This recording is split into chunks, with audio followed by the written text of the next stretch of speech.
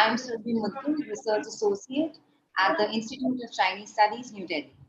On behalf of ICS, I welcome you all to the ICS Wednesday seminar. In today's panel discussion, we will be focusing on the topic China and the emerging regional supply chain that has been in a vulnerable state due to the ongoing structural changes in the global economy, resulting from rising labor costs, automation, protectionism, and geopolitical tensions like the Ukraine crisis. Additionally, China's stringent rule to curb COVID-19 under its zero tolerance policy can unleash another wave of summer chaos on supply chains between Asia, the US, and Europe. Companies have withered the roughest bouts of supply turmoil over the past year, partly by raising prices, and consumers largely absorbing the hit. To cite some companies, Tesla Inc. lost about 1 month of work during the Shanghai lockdown. Retailer Bed Bath and Beyond Inc. Earlier this month said abnormally high levels of inventory was in transit, unavailable, or held at ports through the early part of the quarter. In the context of the uncertainties generated by recent developments, some questions gained relevance, such as what has been China's response as a major trading power? Further, what are the emerging supply chains sustaining the global trade? And what can be done to ensure the smooth functioning of supply chains and increase their ability to withstand the impact of future global crises? To answer these questions, we have with us today Professor Amita Bhatra, Professor of Economics and Chairperson of Center for South Asian Studies, School of International Relations, Jawaharlal Nehru University, and G. Venkatraman, Associate Professor, Humanities and Social Science, Indian Institute of Management, Indore. And chairing the session this afternoon is ICS Honorary Fellow Santosh Pai. He is currently a partner at Link Legal, an Indian law firm, and is member of CII's core group on China. Before I invite the chair to begin the proceedings, let me lay out some housekeeping rules.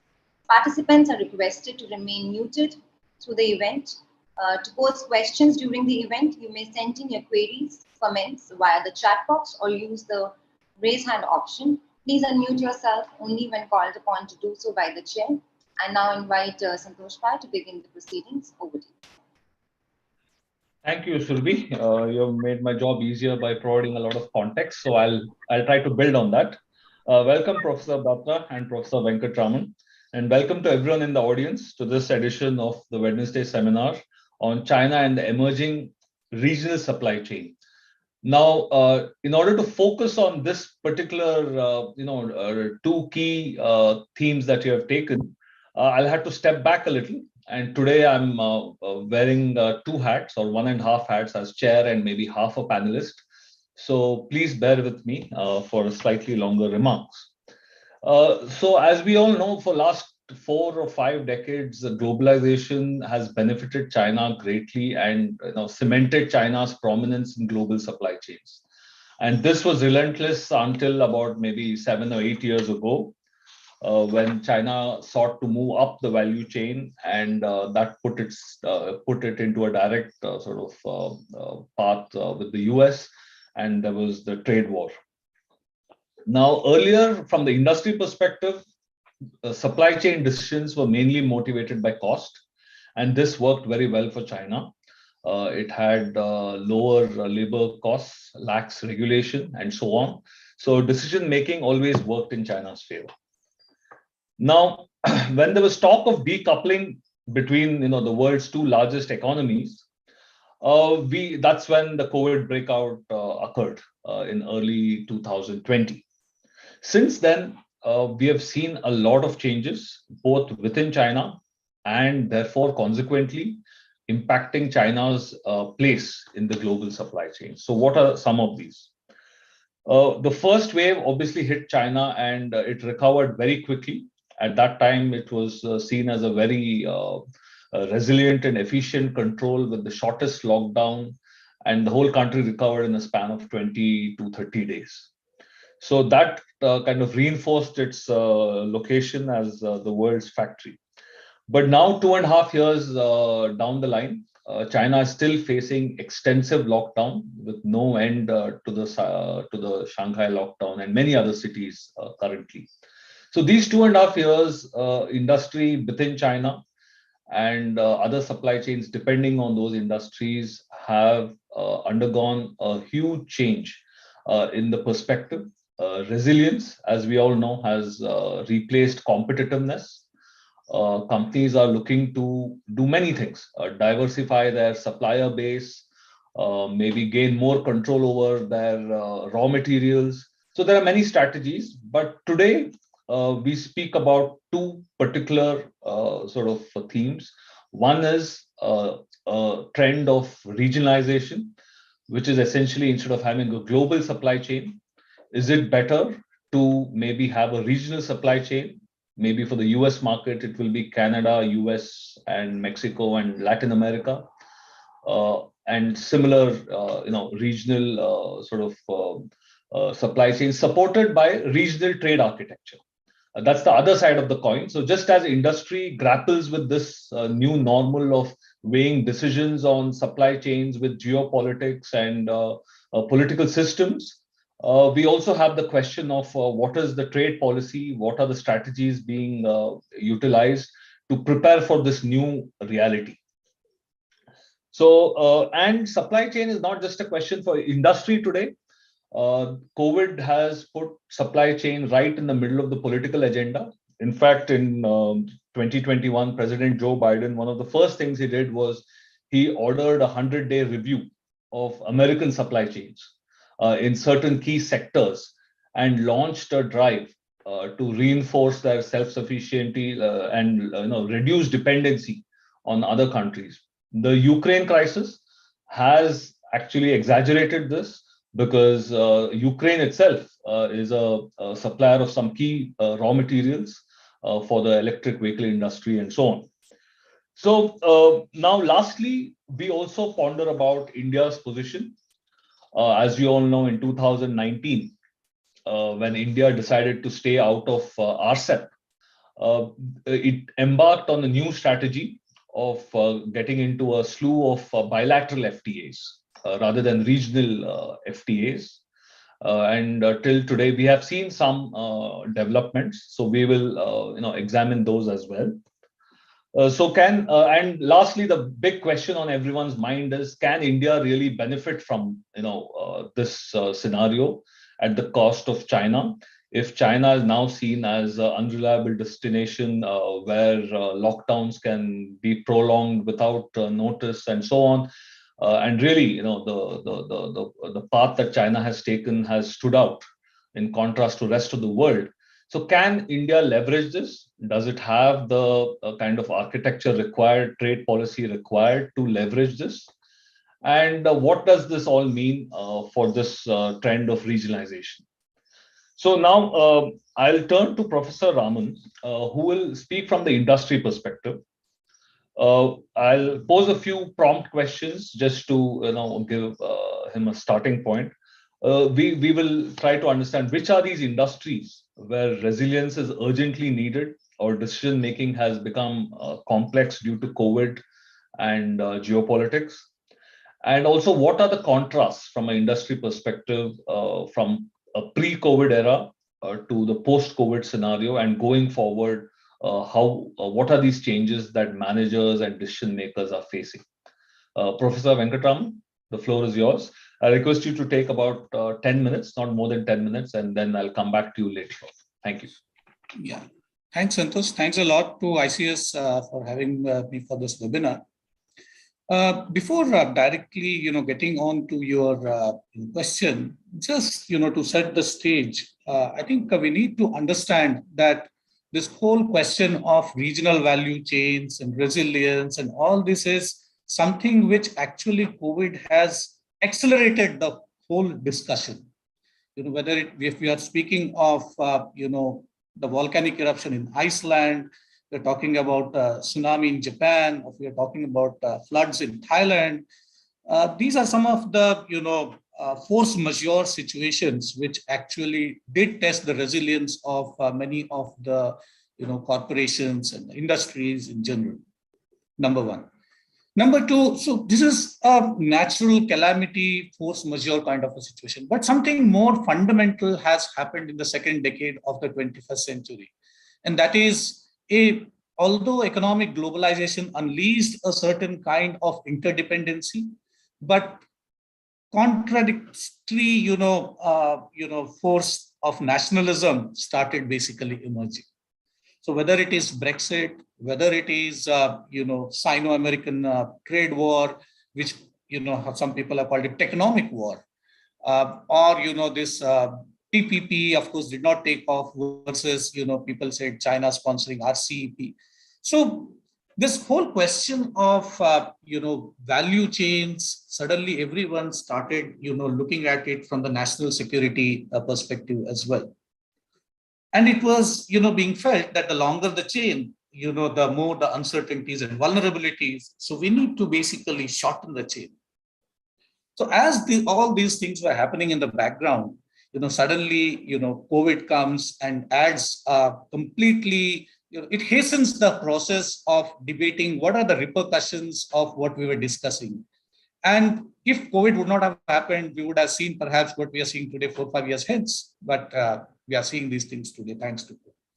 Now, when it comes to resilience, there is another word that is spoken about, industry. So in context of resilience. So one is resilience and one is robustness.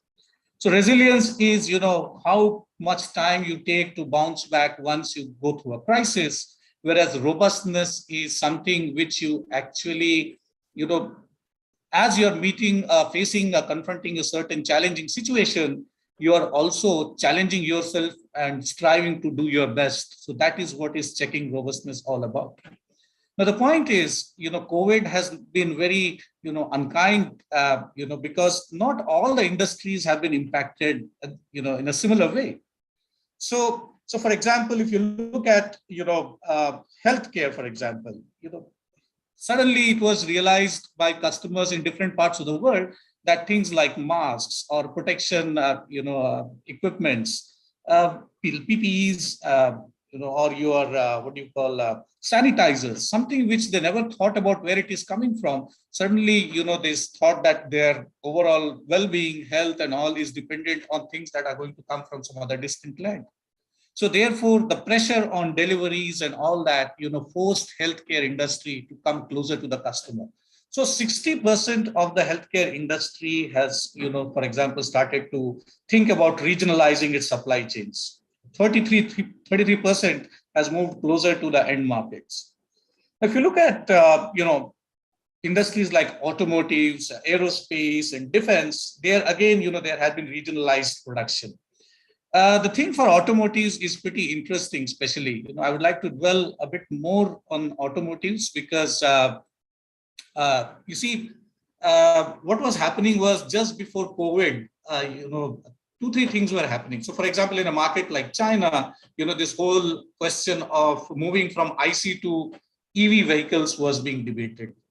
And then, in India, for example, it was being seen that how will this whole automotive, business come up? What are consumers' preferences? So many of the young, riders and all, they started, believing in sharing of ride sharing concept, Uber, Ola and all. But comes COVID and suddenly, this whole question of infection comes and suddenly there is a resurgence of demand for personal, cars. So therefore, industry was not ready for this, the automobile industry. And so because, the industry was portraying that these are going to be the future trends, the demand forecasts were of such a, nature that, chips and the semiconductor industry and all, they thought that, perhaps the automotive industry does not have the same kind of requirement of chips as it was earlier. So they started basically, supplying chips to some other industries, white goods industries. And then suddenly COVID comes and then, automotives, again, there is a demand for that. Now the waiting time is suddenly, the queue is getting longer. So I'm sure if anyone in the group who are listening to now, I'm sure if you are booked for a new car, suddenly you see that the waiting lines, the queue is just, getting difficult, which is something which we did not think about earlier. Similarly, if you look at something like the chemicals and commodity, players, there is more or less no change for them because, they are asset-intensive sectors with very large production sites. Overnight, you cannot, pack your bags and just take it to another part of the world, isn't it? Now, coming to China, I have some, concrete examples that, what has been the impact of COVID on some of the important brands, multinationals. So if you look at, something, brand like Apple, for example, the lockdowns have cost, Apple just this year, if you look at, the April figure, for example, it has, 2022, I'm talking about, it has cost them between 4 to 8 billion US dollars due to supply chain problems. If you look at GE Healthcare, they have faced production and delivery problems. If you look at Sony Group, it has hurt their production of flagship video game consoles. If you look at, Fortescue Metals Group Limited, which is the 4th largest producer, Australian company, the Chinese lockdowns have hit the steel demand, and increase in transportation costs have further made difficult for logistics. So there has been an increase in commodity prices. If you look at BMW, January to March, 2022, as far as its China operations is concerned, it has seen a dip of 19% in production volume. Similarly, if you look at Adidas, Chinese revenues have decreased by 35% during just January to March 2022 versus January to March 2021, last year. So higher sourcing and freight rates have impacted the profitability.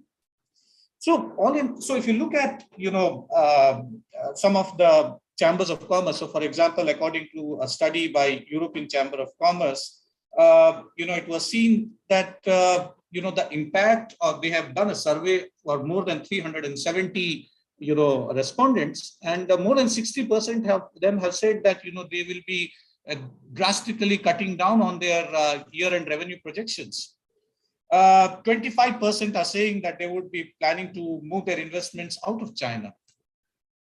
So according to, the president of, the European Chamber of Commerce, he says that actually, although we are talking about the impact of COVID, he says this is a premature discussion.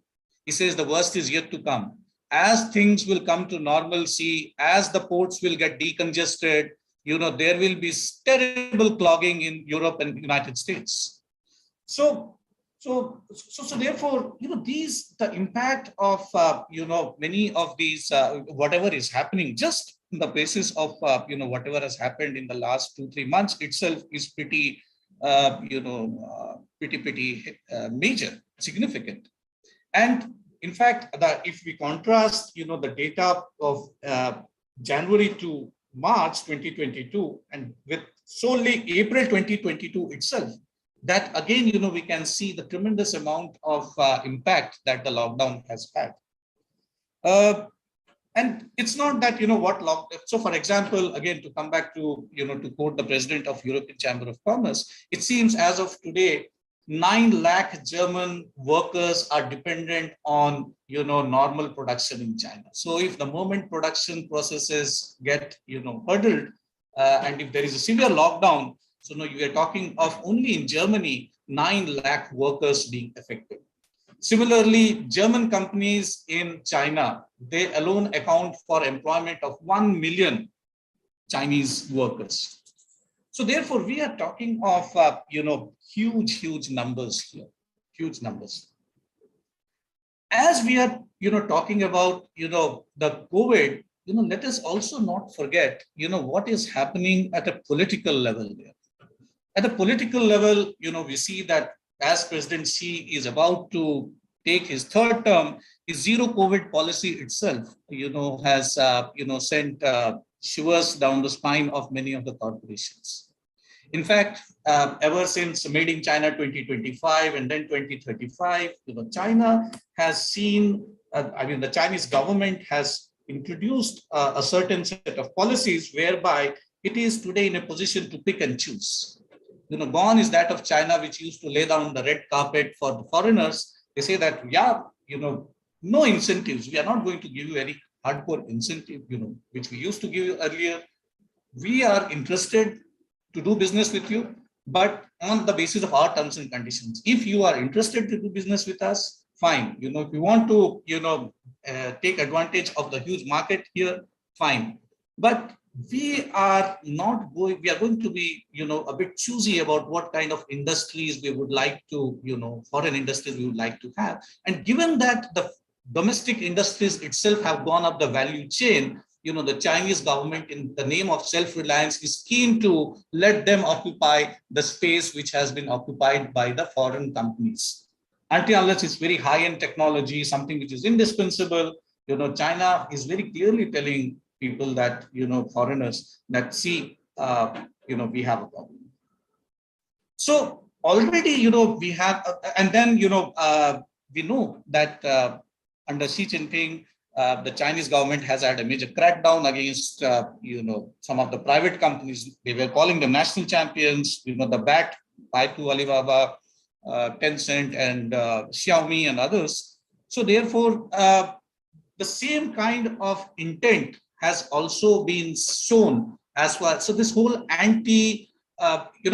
common prosperity, message, or the call for common prosperity has led to a certain kind of, I won't say anti-capitalist stand, but definitely something which is a kind of, we can say, spiritual pollution, to check the spiritual pollution, to use the party's language, which has, which the Xi's leadership sees as, having come about in current day China. So already there has been, China plus one strategy. China plus one strategy is not something which has come after COVID. It already started coming up even before COVID. So therefore, companies were already, the foreign corporations were already being signaled that, we are interested in those kind of technologies which are environment conducive. So we are going to export the polluting units. Don't expect us to be very lax on that. As far as labor standards are concerned, we are again going to be very tight. Again, the common prosperity, thing comes. So therefore, overall, this kind of a trust which has been brought back to quality of development rather than the quantity of development, this again is going to impact, the resilience of, many of the corporations, and is going to lead to regionalization of supply chains, as far as businesses, concerned with China, mainland China. So so this is something which is basically, about your first question. Second question, do I have some time? 3 minutes or so? You can finish in a couple of minutes, Venkat. Yeah. So coming back to, the post-COVID and the pre-COVID thing, if you recall, as far as China is concerned, 2020, it was a short and a sharp one. It coincided, fortunately for them, with Spring Festival. So therefore, 3 weeks, people were themselves, kind of quarantined. So except Wuhan and Hubei, you see, there's not much of a major lockdown, and they had the first movers advantage. Other countries halted production, and so that is how, China basically went about having a turnaround as far as their exports is concerned. Everyone was dealing with COVID, and suddenly China basically flooded, things to the rest of the world. But if you look at 2022, things are very interesting. As I said earlier, in April 2022 itself, growth has been merely 3.9%, as against 15% in March. In April 2022 alone, the vehicle sales have decreased by 48% year-on-year basis. So according to a Chinese logistic company called Sutho Logistics, March first week, second week, 1,000 tons of goods were moving in and out of Shanghai. But end of April, you see hardly 1 or 2 trucks moving in Shanghai. So China is, we should understand that China is moved home to 7 of the most busy ports out of 10 world, largest ports in the world. So therefore, severe clogging as far as these ports are concerned has again made logistics a nightmare. So unlike, 2020, 2022, we see it's a more difficult time as far as China is concerned. First of all, because the problem is somewhere in the inland of China, whereby there are a lot of lockdowns and all. Then you have a patchwork regulatory system, whereby there is no one kind of regulation that is happening. So you have different provinces also interpreting and giving their own interpretations. So you have permits. So whatever is permitted by Jiangsu perhaps is not accepted in Shanghai, for example. So if something which is permitted in Beijing is not accepted in Tianjin, for example. So therefore, this patchwork of regulations, and one province permit not being recognized in a neighboring province or any other province, the drivers need to be tested again and again, has led to one set of consignment being thrown in the borders, whereby again another set of people will come and pick it up. So therefore, we see that and given the current overall political situation in China, whereby the zero COVID policy, all the provincial and sub-provincial leadership want to show their loyalty to Xi Jinping, does not want to take any chances. So therefore, this zero COVID policy has also been implemented with a far greater zeal to be in the good books of the powers to be. And so therefore, perhaps this has further complicated the situation. So I think this is my initial response to whatever you have. Thank you, Venkat. Thank you. That was very comprehensive. You not only covered industry, you touched upon politics and also illustrated very well what are the kind of realities that businesses are facing, both foreign and domestic within China. So that, with that, I'll turn to Professor Batra. So now, if it appears that there's a sort of sentiment which encourages multinationals to move away or diversify away from China, how does the trade architecture look like? I mean, is it appealing in certain industries or in certain parts of the world where movement will happen quickly?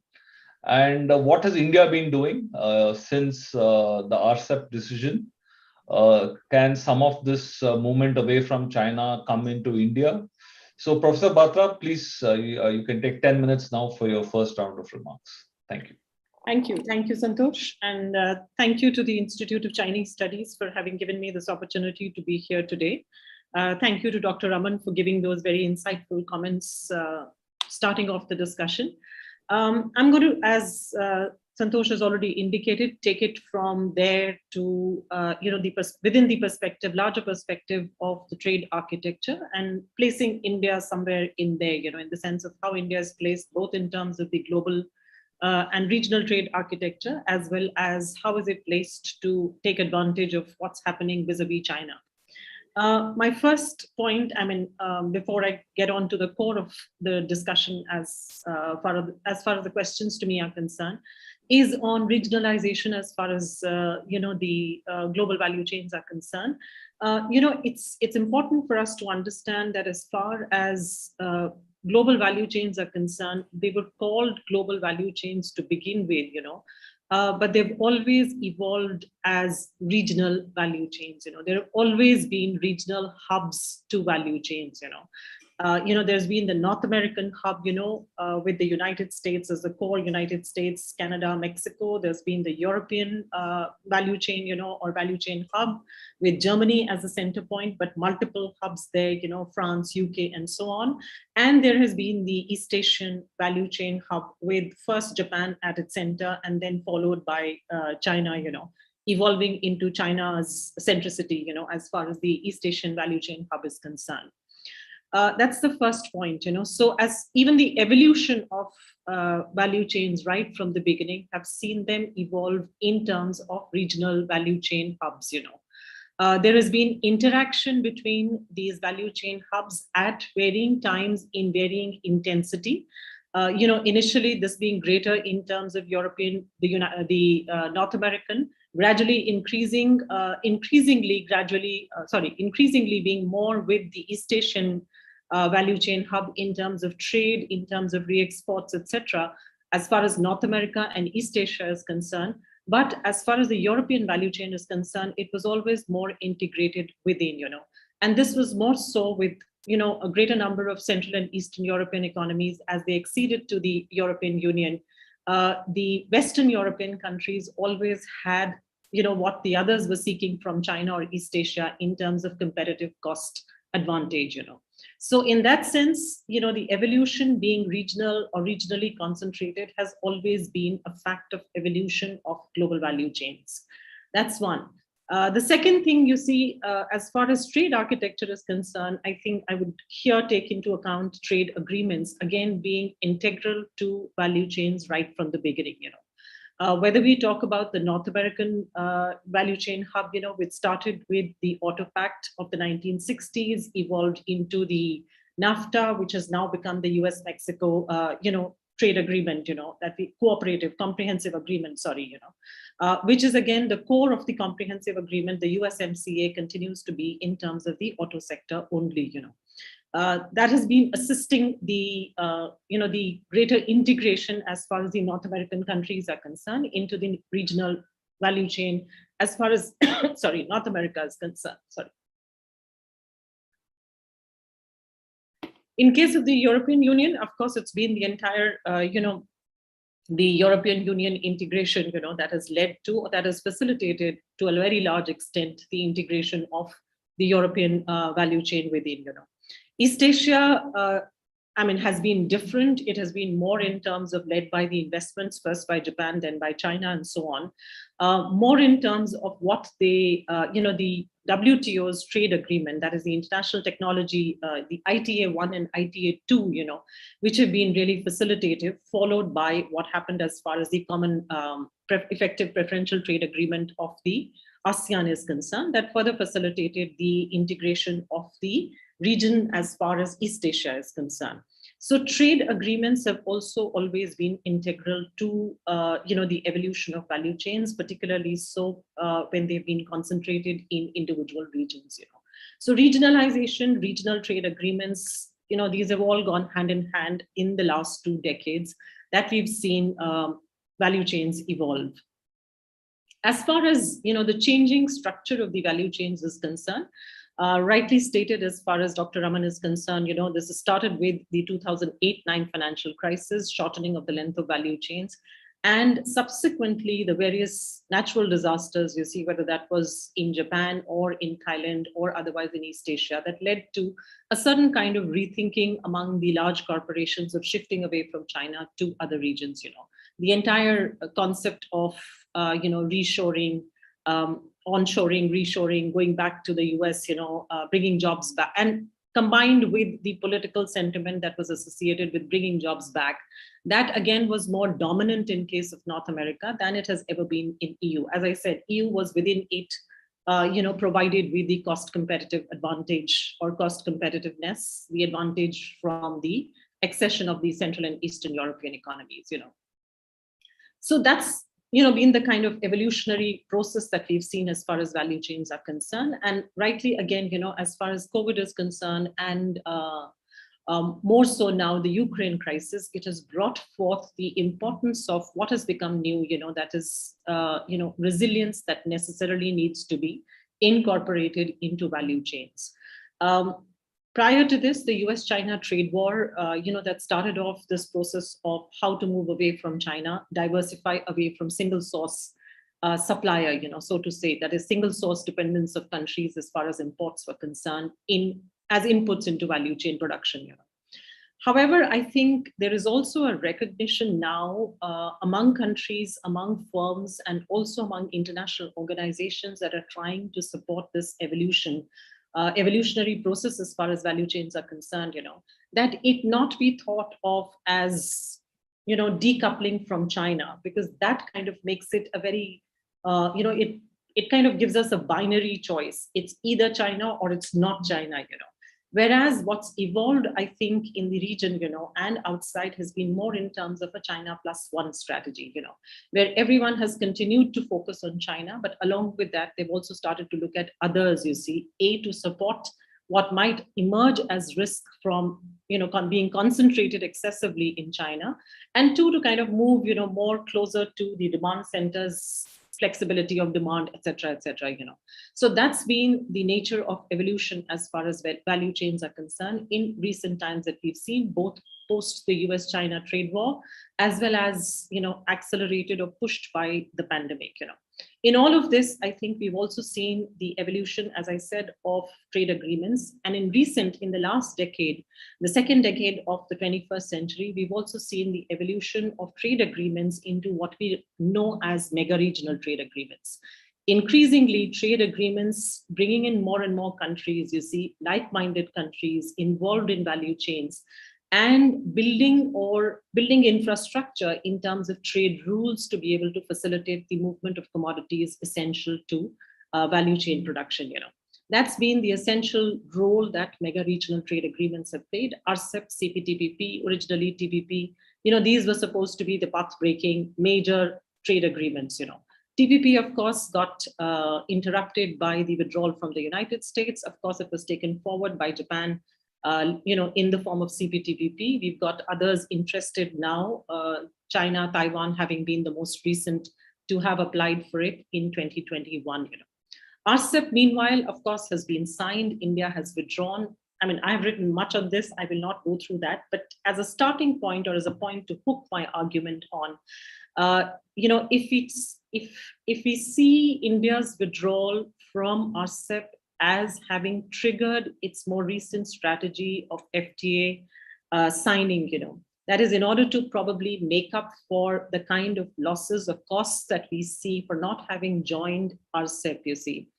If that's what India has been attempting to do, you know, in terms of moving towards quicker, faster, more and more FTAs, you see, somehow it doesn't seem to be working towards, you see, as they've been, both in terms of their structure as well as in their composition, they don't seem to be A, making up for what has been lost by not joining RCEP, B, in terms of really being facilitative of India joining or becoming a part of global value chains. It's important also to mention here that India's participation in global value chains has been minimal. India's strategy in more recent times has turned again towards building complete supply chains within the country.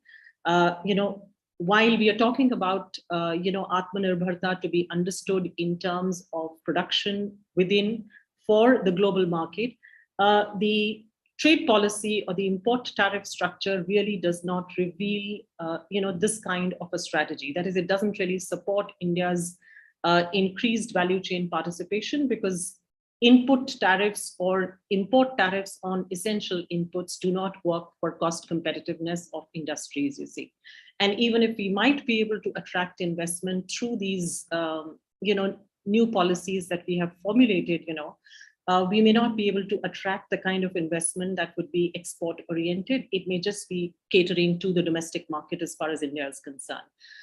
So having said that, you know, looking at our trade, you know, trade agreements immediately preceding COVID and post-COVID during COVID, it's important to see immediately preceding COVID, we walked out of the RCEP, you know, so we walked out of one big mega regional trade agreement that was getting to be operational in the region, you know. So A, we've never been highly integrated with the regional hub that was closest to India, East Asia. We did not take advantage of the RCEP mega regional trade agreement that could have made that possible. The other FTAs that we do have with the economies in the region, whether that's with ASEAN or whether that's with Japan, Korea, it's to be understood that these have all, at present, they are not really operational. They are all under review. The India-Korea FTA, you know, the Comprehensive Economic Cooperation Agreement has for long been under review. That has not yet concluded. India-ASEAN FTA review was announced during the COVID period, but that hasn't been initiated as yet. Japan-India Comprehensive Agreement has been the most recent one. I think in the recent visit of the Japanese head of state, you see, we have announced again the review of India-Japan CICA, you know. So again, we've put that under review. So, you know, what I'm trying to say here is that the existing FTAs or our FTAs that we did have with the closest regional GVC hub have all been put under review. And so they're not really operational in that sense. Our grudge, of course, has always been that they haven't been beneficial to us. There is a long history behind that. I mean, we can get into that if people are interested here. But true, to some extent, they did not benefit us. But the present situation is that these are not operational. So making up for RCEP through the kind of FTAs that we have in the region, we haven't gotten into the process as yet. The reviews haven't been concluded or haven't been started as yet, Alternatively, the FTAs that we have picked up on, in the sense of what we're doing, whether it is with the UAE or our discussions that are going on, we talk about Oman now, we're talking about Israel, we're talking about United States, EU. We've done one early harvest scheme with Australia, As far as the UAE, the GCC, and Oman are concerned, these are not really countries where we will get entry, or through which we will get entry into GVCs. They're not really value chain oriented countries. Their participation in value chains is minimal. They're not manufacturing hubs by a long shot. As far as Australia is concerned, again, Australia itself is not a value chain center point, regional or global in that sense, you see. So by itself, an FTA or a CECA with Australia does not make it possible for India, or does not facilitate India's entry into regional or global value chains.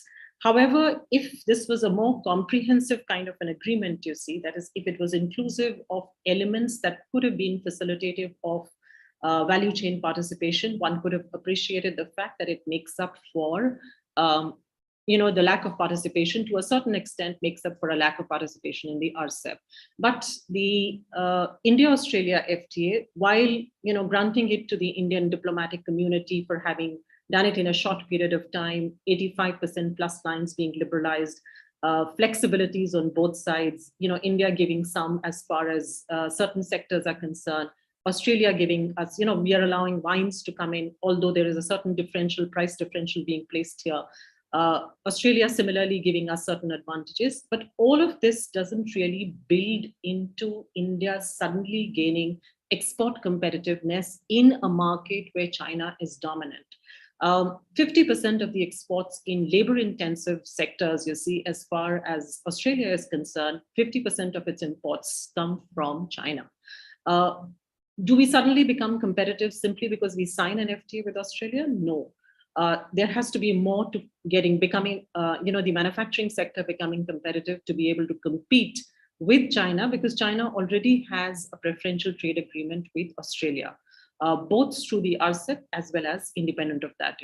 So in that sense, you see, the FTA strategy that India has really moved towards, you see, while definitely showing greater skills in being able to negotiate FTAs, to the extent that they are, to the extent that their coverage extends, basically, because these are all early harvest schemes. They're all shorter than what real FTAs are. They do not cover all sectors, whether it's services or investment, and therefore they cannot be called comprehensive. They cannot really be called as substitutes for what RCEP could have given us. To the extent, therefore, that coverage has happened in these agreements, yes, flexibilities on either side. India's negotiating skills do come out, as having become more proficient. But do they make us more capable of entering into value chains? No, not really, because the countries that we are signing it with are not really either hubs or highly integrated as core of the global or regional value chains, you see. So this trade strategy that India has really adopted, you see, while it makes it more capable of, I hope, it kind of gives it the experience and the skills to be able to negotiate more FTAs in the near future. But the FTAs really have to be with regional hubs, with countries that are really part or core of value chain hubs globally or regionally. That is what will really be facilitative. In particular, I do not see COVID having initiated all of this. I think RCEP walking out was before COVID. The announcement of some of the reviews were before COVID. This has also happened during COVID. But during COVID, the main point that has been, I think, highlighted again and again, as far as our leaders are concerned, or even, the Commerce Ministry is concerned, is to be, participating in the process of making supply chains more resilient. That I think is a separate question, how to really get into that in the sense of what is the global trade architecture that's going to develop or evolve newer methods to make supply chains more resilient, in terms of, moving away from single source dependency, diversification of suppliers, B, in terms of just in time to just in case. Is that going to be a possibility? Is inventory management, just in time going to be in terms of regional stockpiling of essential commodities? Is that going to be a possibility or not? How would that be possible? Whether it would be between, trade blocks, existing, newer ones, or how that configuration would really happen?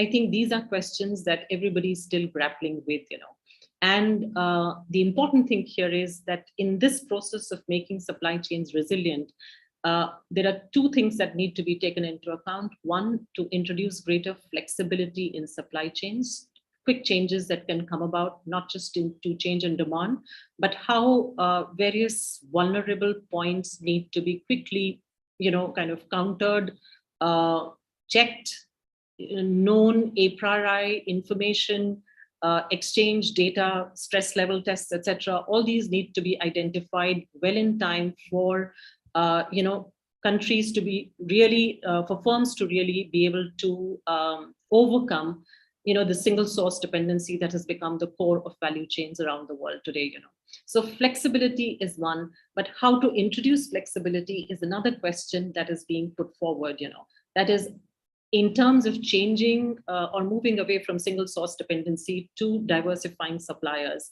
is there going to be an efficiency cost that firms are going to incur? What is that going to be? So these are questions that I think countries, firms, international organizations, they're all still grappling with to be able to come to an answer in this process of first the COVID and then being stuck out of nowhere with the Ukraine crisis. I think we are still all trying to see where is it that we will find, or how is it that we will find solutions. I'll stop here for the moment and come back to further questions as we move on. Thank you. Thank you, Professor Batra. Well, we have a good stack of questions forming in the chat box. So I'll request both panelists to keep their second round of remarks to maybe 5 minutes or 6 minutes, because I think we overran in the first round, which is fine. Professor Venkatraman, I'll come back to you now and ask you to maybe do some fortune telling and look into the future and say that, okay, there is this chaos that's been happening in China. There is a sentiment of companies which, was even before COVID, which might accelerate now for China +1. But there is this trade architecture, which Professor Batra talked about, which is not really changing from India's perspective, not to that extent. So I have two questions. How will businesses react to China?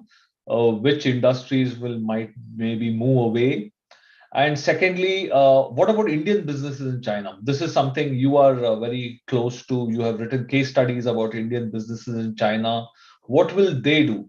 Shouldn't they lead the way in exiting China if we believe foreign, other companies will leave China? Shouldn't Indian companies be also part of that drive? So, I mean, this is just speculation, but maybe you can help us understand what are the kind of choices that companies will make in the medium to long term. Thank you. 5 minutes, please. Venkat, I think your mic is on mute. Yeah. So how will businesses react? I think we need to understand that, we are in a situation where businesses are not going to be players playing the game in isolation. I think the state is going to jump in big time as well. So we need to take that into consideration. Corporate lobbying, is something which I see is going to be big. It was always there, but I think search for new opportunities will be facilitated by, geopolitical dimensions. So, for example, in June 2021, you had this US and EU, coming together to form what is known as the Trade and Tech Council. So people are talking of reshoring, onshoring. So the latest buzzword is what they call friendshoring. So new initiatives to align policy. So this, US EU Trade and Tech Council, they come together to align their policies and work in, with some critical areas like high-tech supply chains, artificial intelligence, international industrial standards. In fact, the TTC, the Trade and Tech Commission, is actually focusing on China via setting up of alert mechanisms. What is China doing? How can they share information? How the standards that are being set by China, which has been pretty solid in the last. The pace has been pretty good in the last few years, especially in 5G and others with their patents and all. So standardization, focus through which industry and governments create international norms. So these are some of the things that Western multinationals are going to look at. Now, Professor Amita already spoke about how there will be diversification of the supply chain. So in the name of, they call it dual sourcing. So therefore, you need to basically have a broader set of players from who you can source your raw materials from.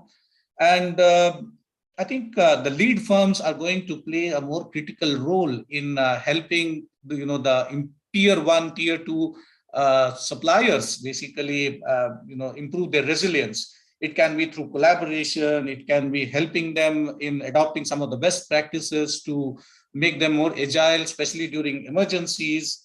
Adoption of machine learning, to better forecast, future demands. So increased use of, Internet of Things, artificial intelligence, and robotics to bolster efficiency. And corporations are increasingly going to invest more in, last mile delivery shortages, through basically whereby everything will be through machines and through drones and all that. So that kind of, those are the kind of trends that one sees. But we need to understand that, not everything is going to suddenly go out of China. We need to understand. So for example, in 2020, according to UN data, 20% of global GDP was, produced in China. So I'll give another example. I was speaking to one of my friends in the industry, and he was telling me something very interesting. He said that, that in 2016, there are two Chinese companies. One is Lungfang and Haofang. Now, both these companies actually specialize in manufacturing of, AC air compressor pulleys, whatever their functions are. The point is, in 2016, both these companies alone used to per month produce 1 million units. And at that particular time, 8% of global supplies was by these two players alone.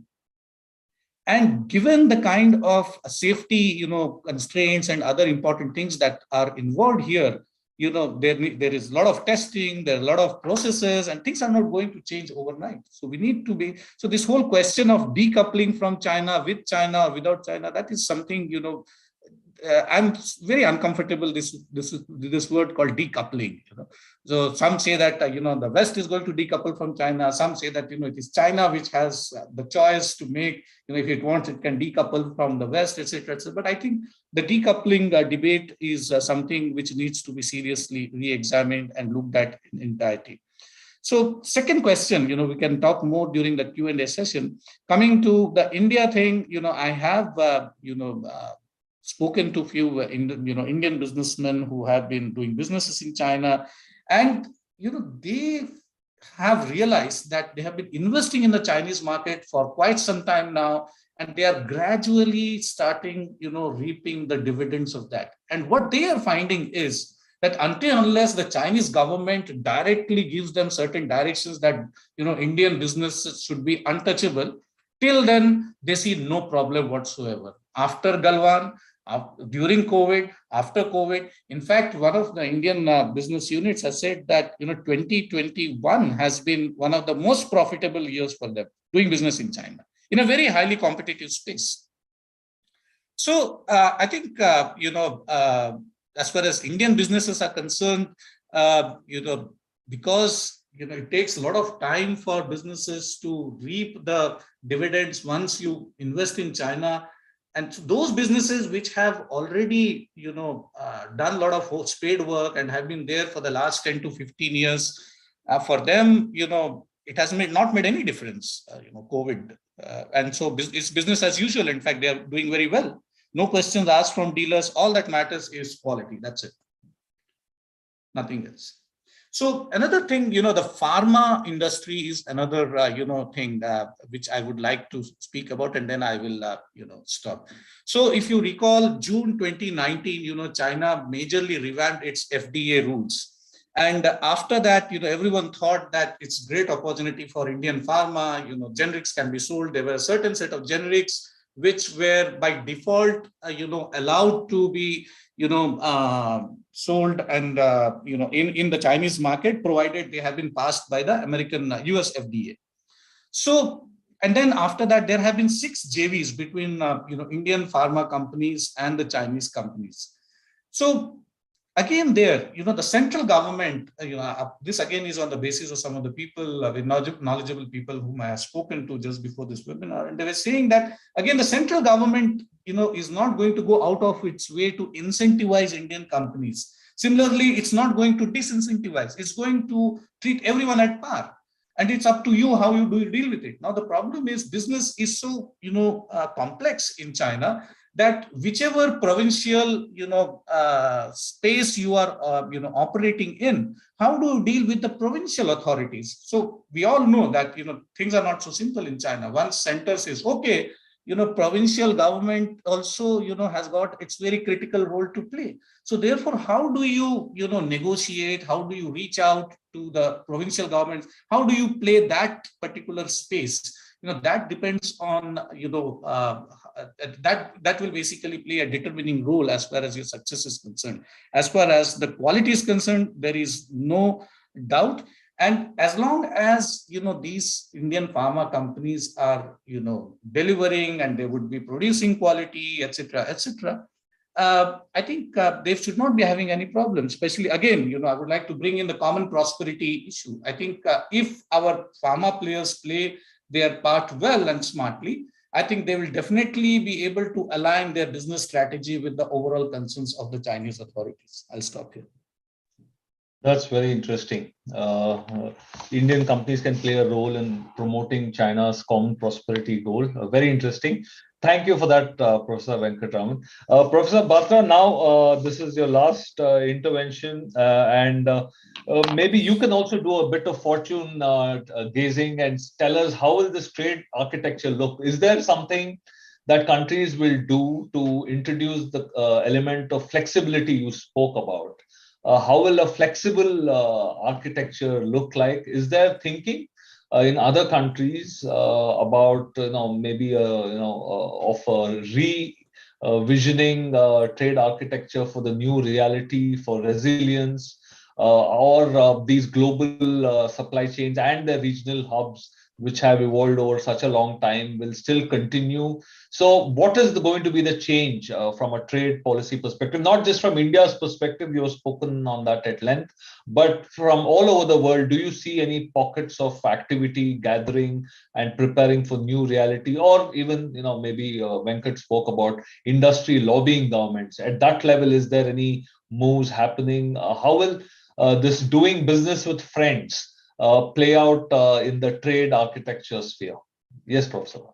Well, I'll make 3 short points. The first point, when you talk about flexibility and, how is it that countries are really going to make it possible as far as flexibility is concerned?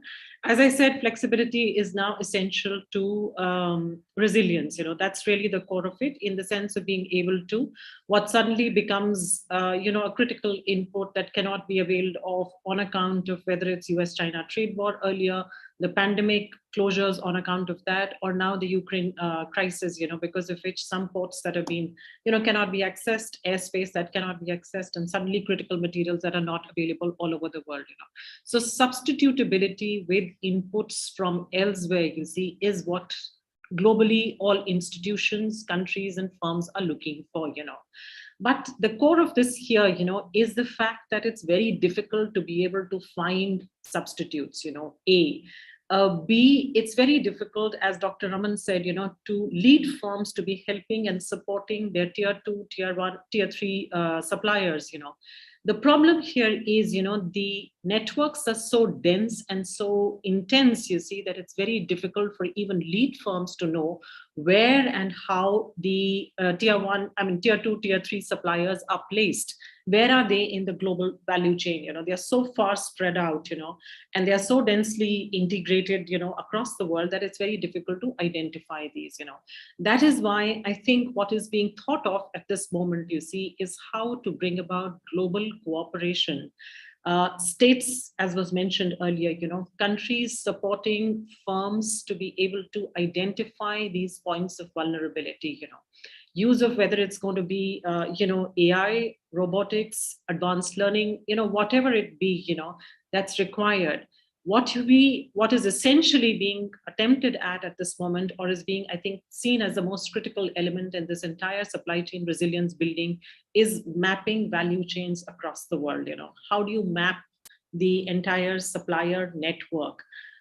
Whether you do it through artificial intelligence or whichever way you see. So that's the basic aspect, that all, entities, whether that's individual firms, countries, or global institutions that are now making, an effort to do, so that's one.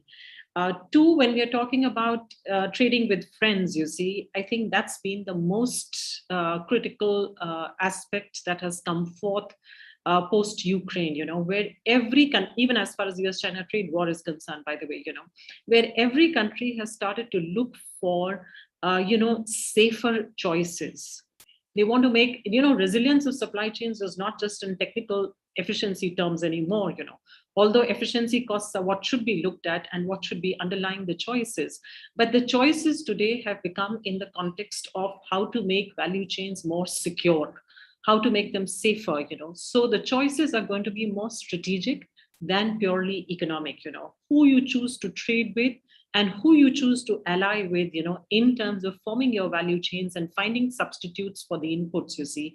That has become the critical question, you see, post-Ukraine especially, But as I said, the economic fallout of that is going to be in terms of efficiency costs, which also have to be deeply, and looked at in detail, to be worked out, you see, because choosing friends may not imply or may lead to higher costs for producers, What is going to be the balance here, you see, and what level of flexibility do we choose to be able to incur costs only to make value chains safer in the long run? I think that's the question that we are all grappling with, As far as trade in particular is concerned, I think for the moment, nobody's really thinking about trade agreements in terms of what trade agreement is going to bring about greater supply chain resilience. As I said, it's alliances that are being looked at, in terms of even supply chain resilience, whether it be the Quad or otherwise. But as far as trade is concerned, I think the most important point that is being made across the world at this point is to counter protectionism. Because, starting with the last decade, when nationalistic policies had started to define trade policies across the world, in more recent times, this has become even more apparent. Any crisis, more and more countries try and become more and more protective. They try and become more and more inward looking. So the attempt at this point is, you see, whether that be in terms of the pandemic-led finding solutions as far as vaccine technology, sharing it across the world, you see. No one is out of the pandemic until everyone is, that kind of motto or underlying fundamental, issue that has to be dealt with, that requires that sharing technology, you see, sharing technology, distribution of vaccines, which requires open borders, which requires everybody to be able to have, more flexible rules, both in terms of border infrastructure, but also in terms of regulatory policies, intellectual property right policies, you see. So international institutions, I think at this point are fighting to make this point, or are kind of striving to make this point, that try and be as open as possible, continue to think of trade as, an engine of growth, which, by the way, it has been, you see. I mean, everybody expected trade to fall very, very significantly, but trade recovery, in particularly trade in goods recovery, was very quick in the pandemic period, Starting with the third quarter of 2020, 2021, I think trade started to recover, and that is what has been one of the core elements of global recovery that we've seen during and as we're moving out of the pandemic, hopefully.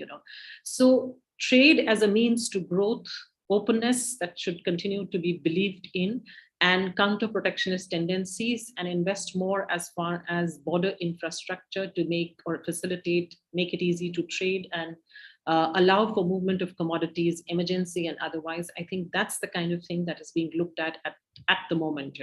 And of course, one more fundamental point that I like to make whenever I get a chance to, absolutely necessary for India and other countries to start or to push for reforms as far as international organizations are concerned, particularly the WTO, to make the multilateral forum functional again. I think that's very, very important if we want to get back to seeing trade as a foremost means of growth across the world. I'll stop here. Thank you. Thank you, Professor Batra. Thank you, both of you, for those excellent interventions. We have a long list of questions and we have 25 minutes. I'm not going to moderate them. I'm going to go over them one by one. The first question is from Poonam Mathur. As you stated, China is facing certain adverse economic effects due to lockdowns. Then when the numbers are not so high, people are facing problems. Why do you think she's insisting on zero tolerance? Could it not have political repercussions? I think this is for Venkat. Why is this because of the Congress, which is coming and he wants a new term? Why is zero tolerance so important in China? Yeah, zero tolerance is very important because, as you have rightly said, I also personally feel that, Xi's era has once again, led to, politics in command kind of an era rather than economics in command, as it was, post 78. So the nature of the beast, like COVID is such that, it hardly takes any time to, multiply. So whatever failure, you have on that count, given the unpredictable nature of the beast, that is COVID. So therefore, you don't want to take any chance because as of it, China has already fallen flat on its face because, it told its people that look at us, look at our development model. They said that we are not democracy, but we had the first movers advantage. We could control the COVID in very quick time.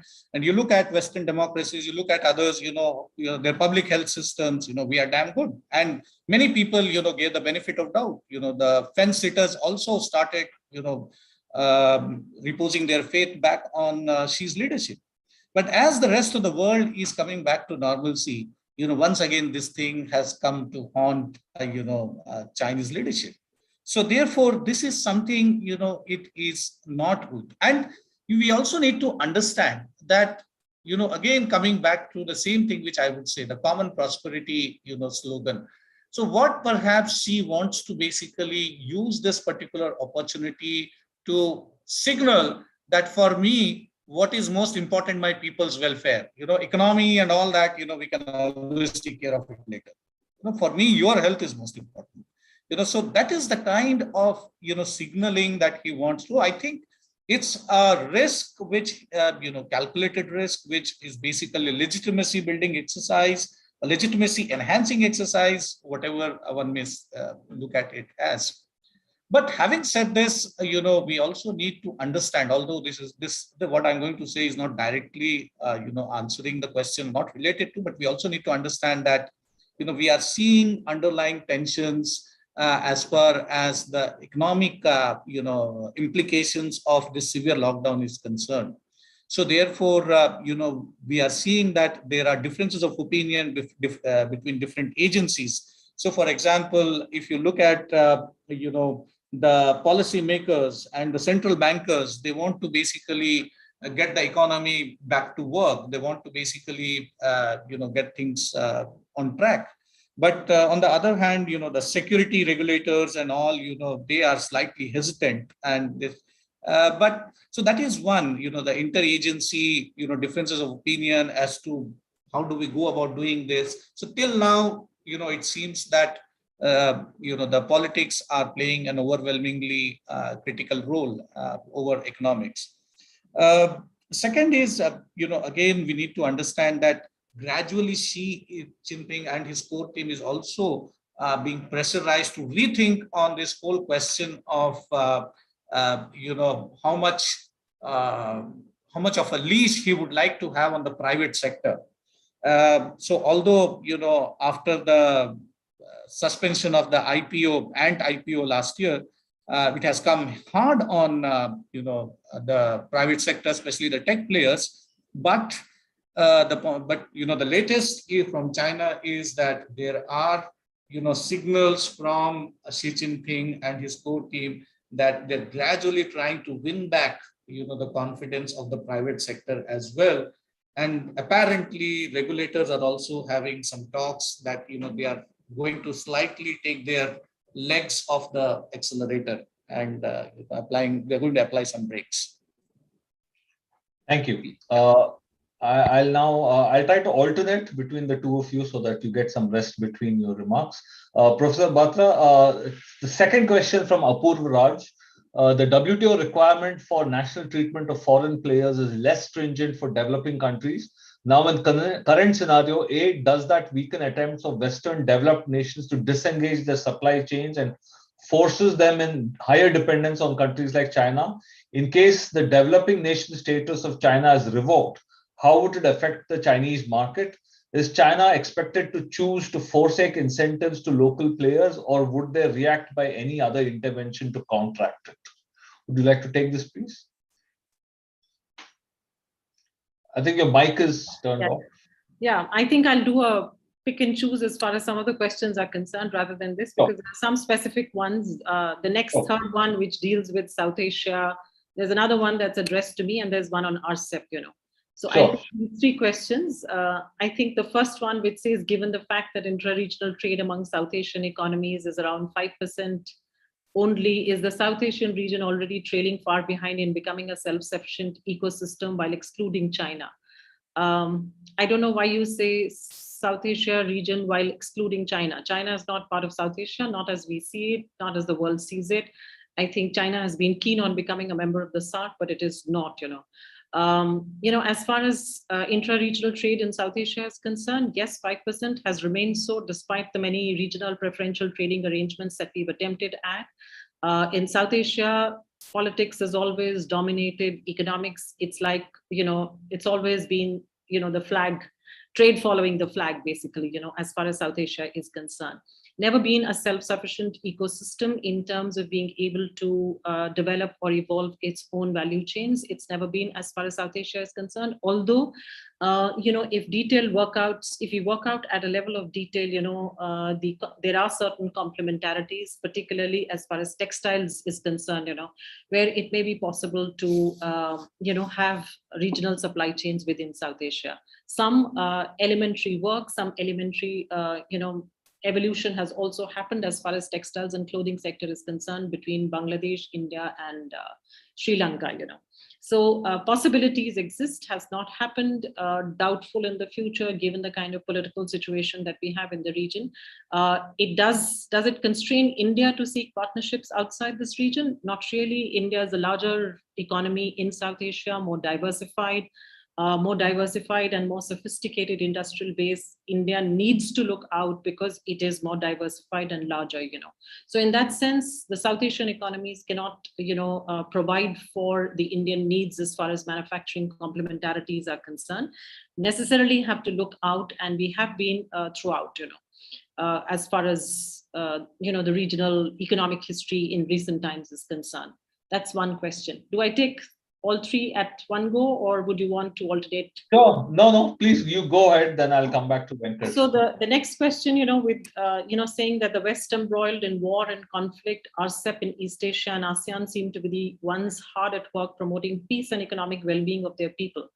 Will India reconsider joining RCEP and help invite the West and Russia to cooperate and rebuild the post-pandemic world? Invite West and Russia to cooperate, well, that's something that needs to be, one needs to kind of think about whether this is going to happen in the near future or not. But will India reconsider joining RCEP independent of what is happening around the world? I think during the pandemic, we have seen the East Asian region to have been among, the recovery was very uneven. We've all heard of this two-track recovery across the world, as well as within countries as far as the pandemic is concerned. And in trade, we've also seen the recovery to be very uneven across the world. As I said, trade has been recovered quickly enough during the pandemic, but it was uneven, with East Asia having been among the lead region, particularly countries like China, Taiwan, Thailand, Korea, having had some of the largest gains as far as trade is concerned during the pandemic, during the recovery in the pandemic period, So this continues to be a very dynamic region, and this continues to have very intensive value chains. It would be useful for India to reconsider its approach towards the RCEP. And India has the opportunity to do so because India has got an unprecedented observer status in the RCEP. It's not been done ever before. India has a very special status in the sense of having, not having to go through an 18-month waiting period when it applies for, if it shows interest to participate in RCEP. It's open to India. So I would really urge a rethink on entry into RCEP. If you can do that, I think that would be useful for India, The next question, I think there's a specific one from Ravi, which says, how effective will the Indian PLI schemes be in creating cost competitiveness, even given our restricted role in trade value chains and more particularly in our high labor intensive sectors? As far as PLI is concerned, I feel that the PLI can be successful only if we, if we kind of if we do not indulge simultaneously in subsidizing industry and in increasing import tariffs, because that's like, protecting industry from both sides. You don't make industry competitive by protecting, that you increase the cost of inputs, that is imports, so that you force localization, or you force basically use of local inputs, So that's not the idea, because switching from imported, more efficient inputs to less efficient, in some cases, certainly domestically produced inputs, could be increasing, could lead to an increase in costs, If you use imported inputs, it would be higher costs.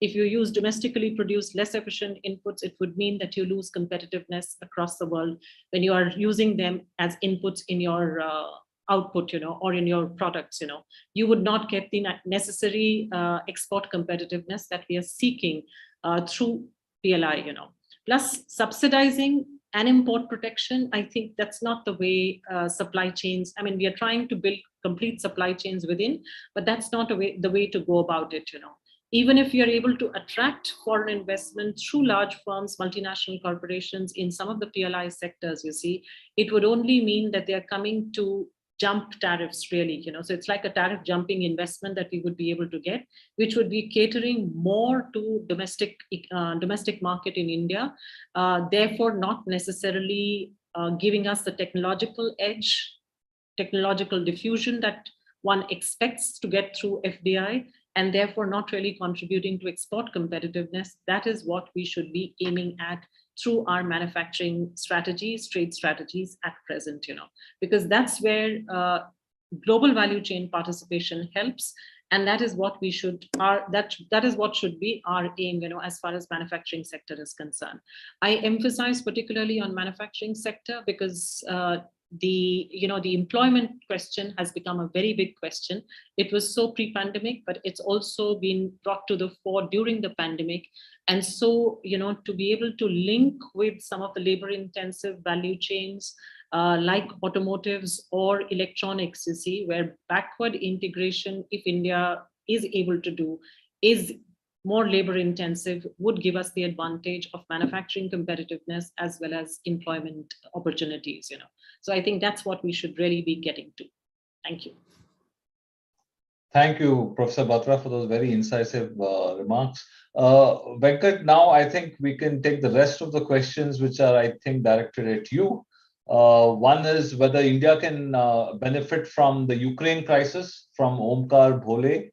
The next one is, are geopolitics and geoeconomics intermixed, from Apurv Raj again. And the shift about quantity to quality. Are there specific areas where China is making this shift? And the last question here is the resentment among CCP cadres regarding the technology crackdown? So please address some of these questions or all of them, but please do it in maybe 3 to 5 minutes. And I saw a hand from Professor Hemant Adlaka. If there's anyone else, I don't see him now, but we have time for maybe one more question if someone wants to raise their hand. Yes, Venkat. Yeah, so, I would like to take Jaideep's, comment here. A question: is there any resentment among CCP cadres regarding, the tech crackdown? I don't think so. I think, I think the idea behind it depends, whom do you consider CCP cadre? So if you are talking about the hardcore CCP cadre, definitely, they thought that, the private players have, especially in the tech arena, were having, too much of a pie, and there was a lot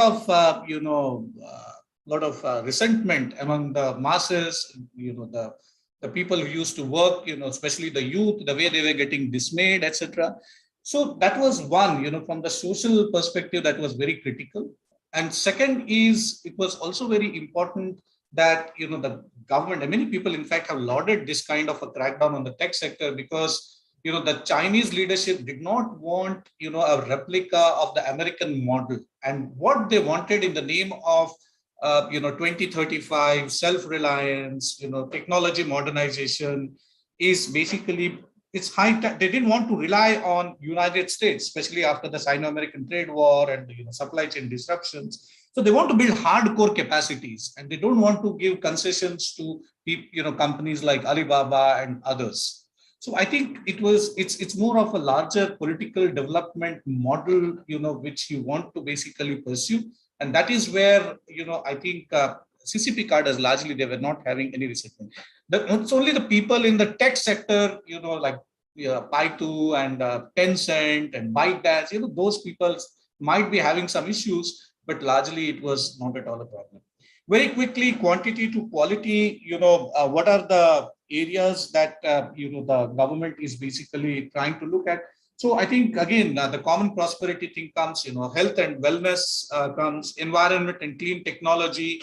So those are the kind of retail and consumption, safety of the items to be consumed, unadulteration, very hygienic food supply, and so those are the kind of things that the government is basically looking at when it comes to changing from quantity to quality.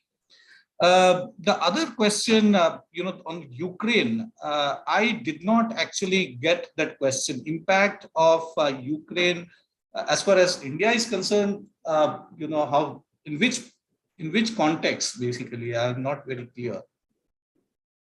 Santosh? I think the question is, has Ukraine created gaps in the supply chains, and whether India can fill the gap? And also, India recently banned wheat exports, and for the sake of domestic food security and fear of stock manipulation. Very interesting. Yeah. So just, the Ukraine thing, today's newspapers, we saw that, suddenly India has started to give, contract to some of the Chinese, Indian Railways basically has decided to give contracts to some Chinese companies. Apparently, some of them were actually, contracted to Ukraine, and that's where they were supposed to be made. And because of the Ukraine thing, we have been forced to look at the China, opportunity. So definitely, if you look at the Ukraine, issue, we are going to have, what is also going to be seen with a lot of interest is whether the Prime Minister finally is going to take a leap of faith and going to attend, the BRICS summit that's going to happen. India's stand as far as being, so India being absent from, the UN resolutions against Russia has led to a new kind of a dynamic between India, China, and Russia. So therefore, how this will unfold, whether, that is something which seems to be a bit unpredictable as of now. As far as the geopolitics and geoeconomics is concerned, I think we spoke about it.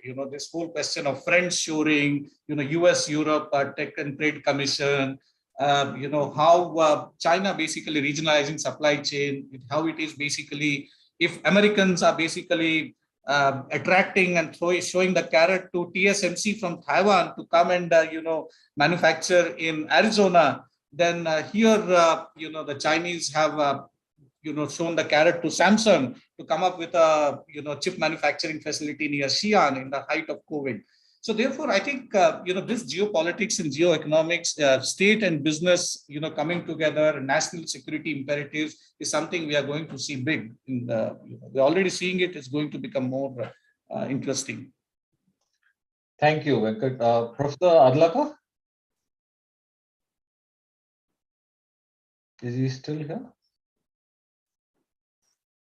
Okay. Maybe he's dropped out. Okay. I wish he had typed the message also. Okay. So now we have 5 minutes. So I'll just try my best to conclude with a summary of this very, very extensive discussion. We covered, I think, far more than we had hoped for.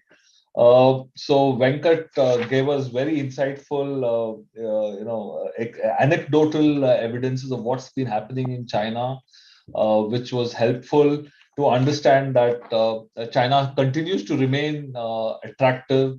Of course, assuming they manage to recover the economy and without any major prolonged pitfalls. Venkat also told us that the impact on different sectors have been very different. So maybe the way they will evolve in the future is that they'll improve their forecasting and improve the technology that's deployed to monitor supply chains. Professor Batra also said that first we have to sit and map the supply chains before we can project into the future and see what kind of architecture we require. We spoke about business and politics no longer being able to stay apart from each other, and friend shoring might become a new trend. Of course, this brings me to a question that then that means consumer inflation, which we are already seeing getting out of control. US, Germany, UK, everyone has reported unprecedented inflation numbers. India itself has taken very drastic measures to stem inflation. So is inflation going to be the new post-COVID trend for the foreseeable future if everyone is going to decide to forsake cost and competitiveness in favor of doing business with friends? Venkat also mentioned that Indian companies, especially in the pharma sector, have an opportunity to play a role in China's domestic goals, which was also quite insightful. Professor Batra also was very, convincing to suggest that India needs to do far more to shore up its position, which is currently not a very significant position in global supply chains if it has to really capitalize at the expense of China. Whether it does that by bilateral partnerships or just by reconsidering RCEP remains to be seen. But this concept of a national supply chain for the domestic market alone is not really going to make too much of a difference, because export orientation is what mostly determines a country's position. So I think those are the main conclusions we can draw about. Hopefully, we'll meet in a few more months to continue this discussion as things evolve. I'll now hand over to Surbhi. Thank you. Thank you, Chair. On behalf of the ICS, let me thank all the panelists for joining us today and for sharing their thoughts on the subject with our audience.